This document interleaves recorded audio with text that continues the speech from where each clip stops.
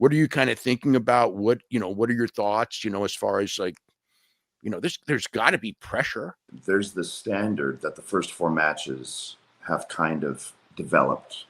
But I sort of now have looked at the previous four as something where I don't want to say it's a closed book where that story has been told.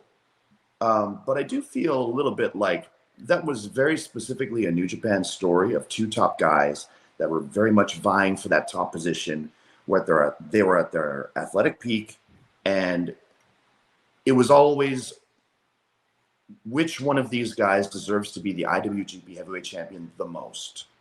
We do have the history, yes, but I don't want to be so close-minded as to just assume everybody's seen the first four matches. They're all fresh in everyone's mind, and this is part 5. Because I think if you do that and you make too many references or callbacks or things like that, so many minute details are going to get lost in the shuffle.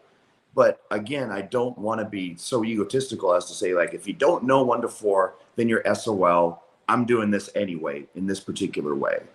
So I think that I can stay within the AEW universe, stick with that story and lean more towards the struggle coming back from this terrible disease, the issues with Don Callis, but the fact that there is this guy who is always heralded as the greatest IWGP champion ever, the greatest tournament wrestler ever, one of the greatest Japanese professional wrestlers ever, that has history with Kenny Omega, who was one of the founders of AEW, and more stick to that end of things rather than have to focus so much on something that happened so long ago.